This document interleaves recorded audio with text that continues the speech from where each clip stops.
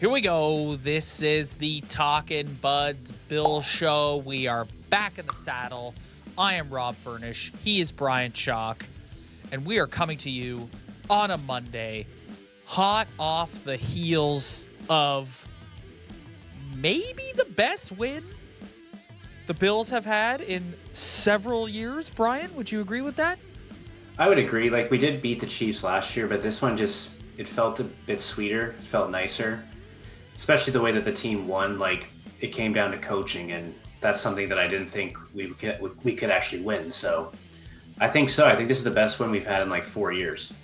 I think the context of it too, like the Chiefs coming in undefeated, and you really, I think if you take a step back and you look at the AFC, we've talked about this. It's really not to get off on a side tangent here, but to me, it's a 3-team race. I don't know about you. I don't.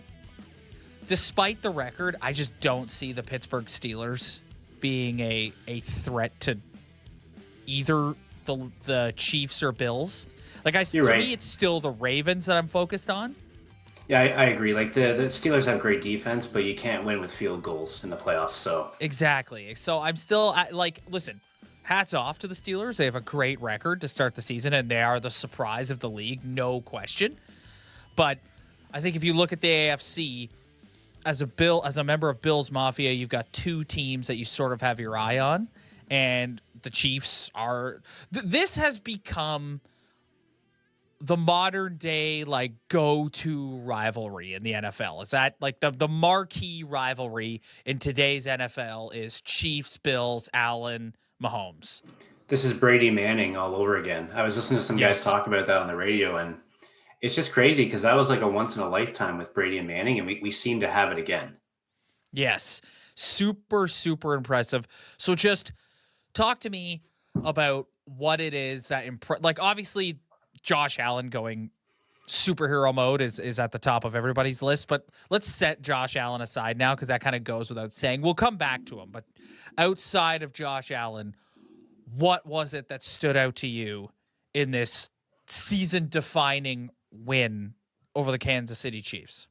The biggest thing for me, other than coaching, because I'll get to McDermott and give him his flowers, was watching Curtis Samuel sort of break out. Because that's somebody that's been frustrating to watch all year if you're a Bills Mafia fan. He hasn't been getting the looks. He hasn't been getting a lot of targets. And just to see him finally break through the end zone on a really tough play, Josh Allen scrambling, hit him. He almost slips on the way to the end zone and somehow just, spins his way in there. That was very positive for me. Also watching Amari Cooper, he only had 2 catches, but those 2 catches were nice. Unbelievable. One was a one-handed catch while he's got a guy draped on him. The other one was an over-the-shoulder, no look, perfect pass by Josh Allen, but also one of the best catches I've seen by a wide receiver this season. So just having him, man. Totally agree on Amari Cooper. And I also would point out the defensive side of the ball. Like, the Chiefs' offense this year has not been flashy. You have Mahomes, the miracle worker, but this is a team that, for the most part, has struggled to score points. So I think it's important to have that context, but it's still Patrick Mahomes. It's still the Kansas City Chiefs and the Bills. Our biggest question in the episodes we've done this year has been, do the Bills have the personnel on the defensive side on the ball to go far come playoff time?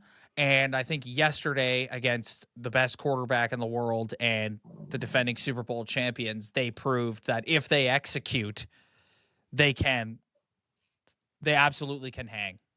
For sure they can. And just the way that Taylor Rapp started the game with that big interception really, really threw Mahomes off of his game. He tried to make a crazy play while getting tackled and just gave a gift for Taylor Rapp. Also, Terrell Bernard to seal the game with those 2 interceptions. You love to see it. He underthrew Kelsey, and Bernard, he had to extend his body to get that. It was a very tough catch. And yes, it was just, I know it was a 4th down, so either way we were getting the ball, but it was just so nice to see us close out a game. And Von Miller was being a beast out there. They were getting great pressure on Mahomes.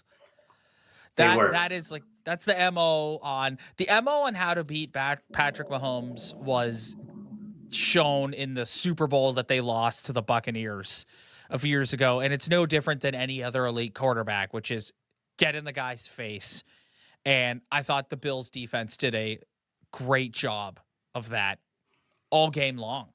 This was one of the best defensive. I know they gave it 21 points, but I mean, it's Patrick Mahomes, but this is one of the best defensive units I've seen so far this year.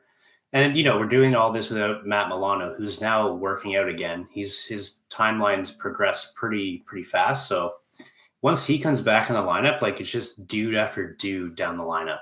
Yeah. Yeah. 100%. All right. Let's just talk about him. Let's talk about Superman.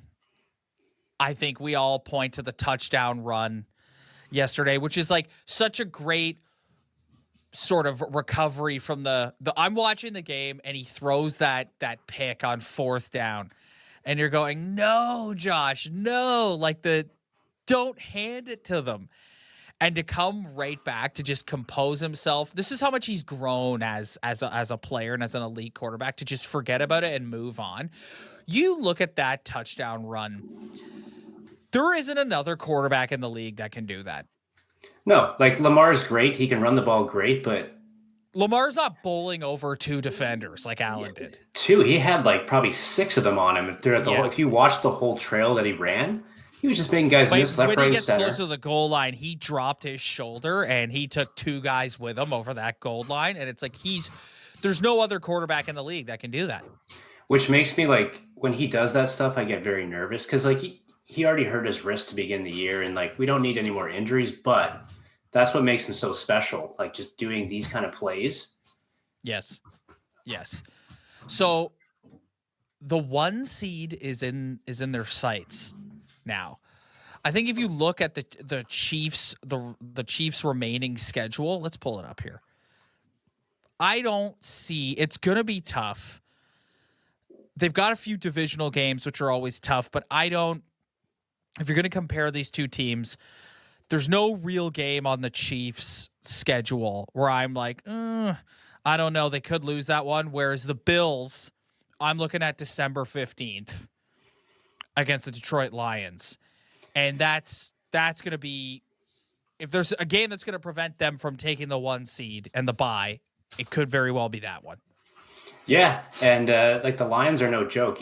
They're just pummeling teams. They're playing some bad teams, like they played the Jags, but they killed them. That's something that we haven't seen the Bills do, really.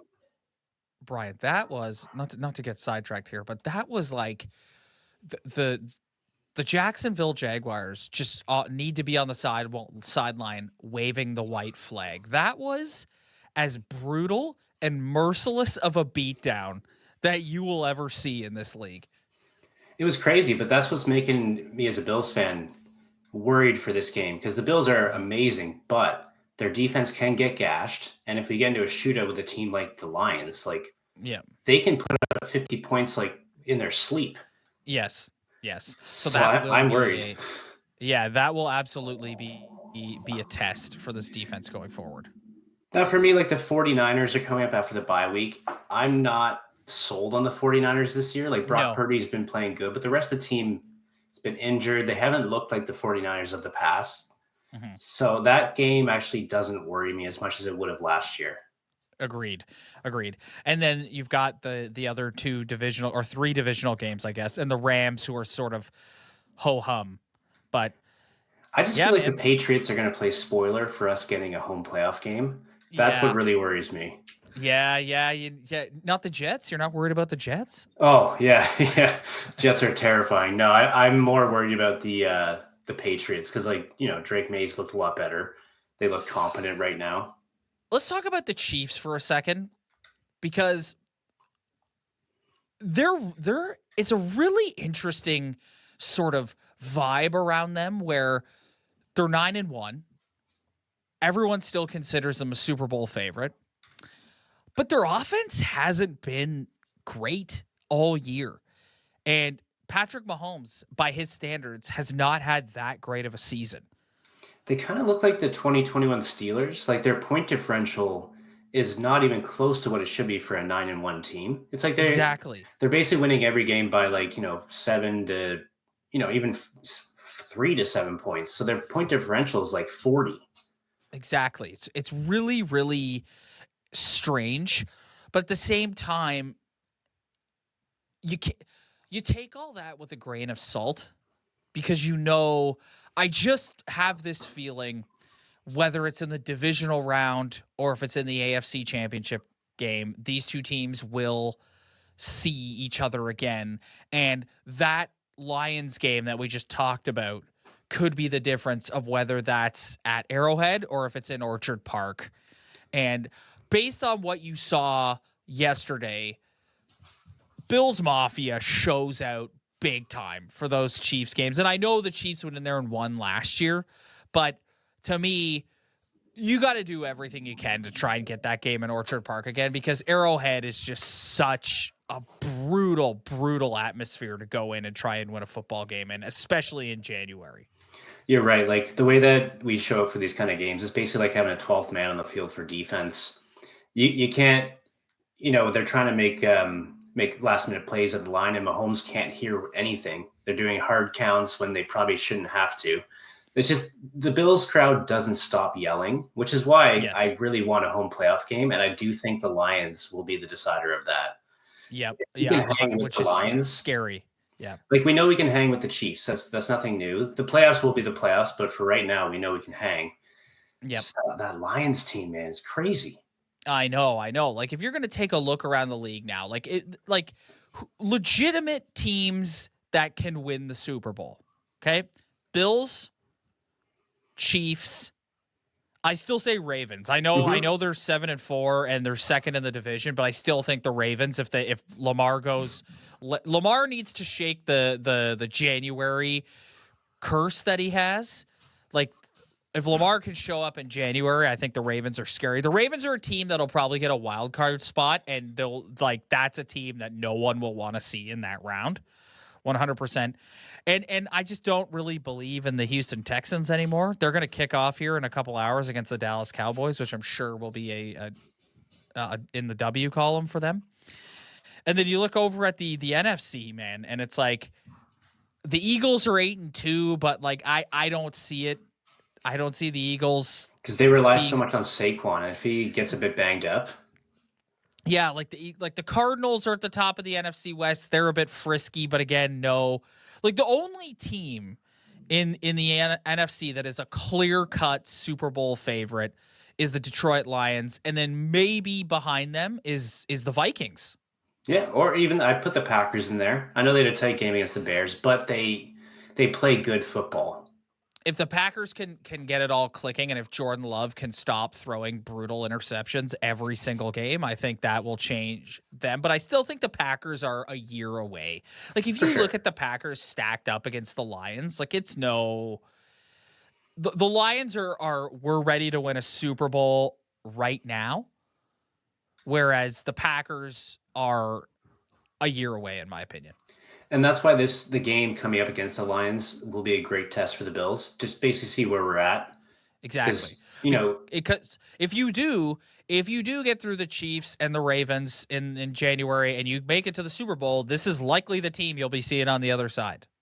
And it's a very, very scary team, and they're well coached. Jared had that 5 interception game and they still won. So that just tells you how deep that team is. So high octane offense. High octane, and their defense is no slub either. They're just playing great ball around. So that's why I'm looking forward to the game, just to see where we're at. Yeah, 100%.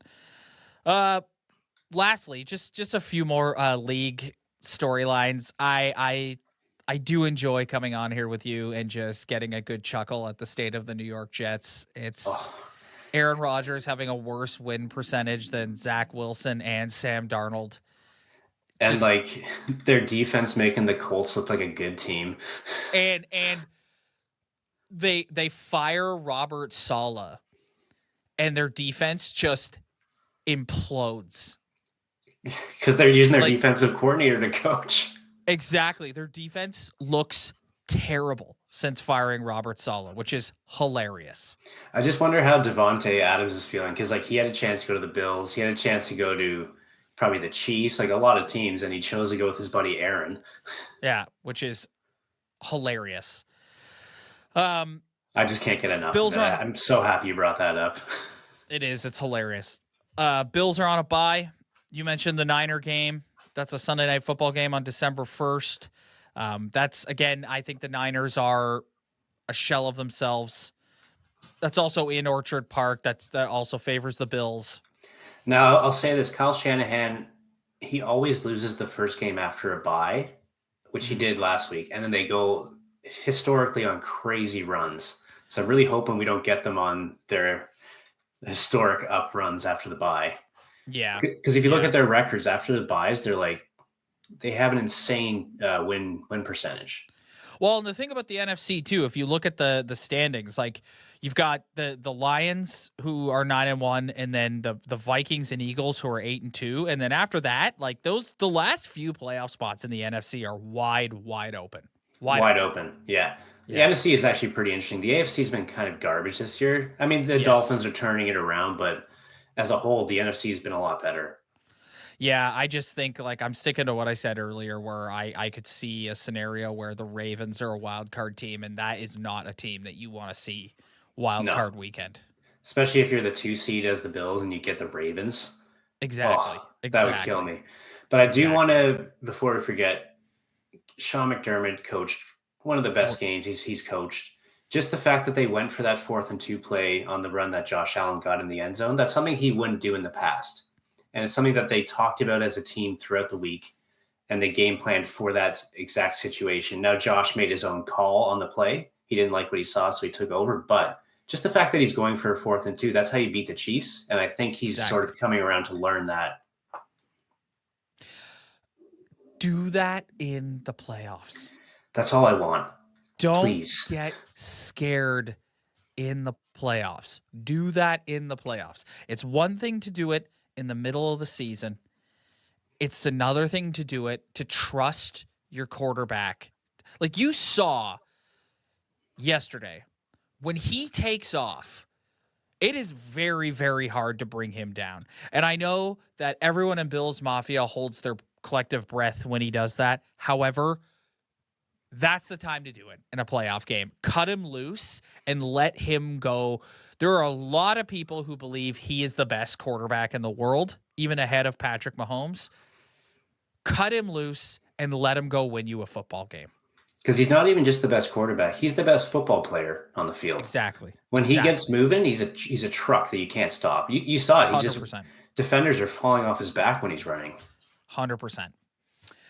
All right, buddy. I think that's going to do it for today. I think we will be back after the Niners-Bills game. We'll be back to do probably the Monday after to talk about that, and we're back to the rest of the way, and especially as we get into the playoffs here, it is go time. The quest for the 1 seed in the AFC. So if you'd like to join us for that, hit that like and subscribe button below. Follow us on our Instagram account. A link to that is in the description below. Spread the word. Tell your friends. We will see you guys next time.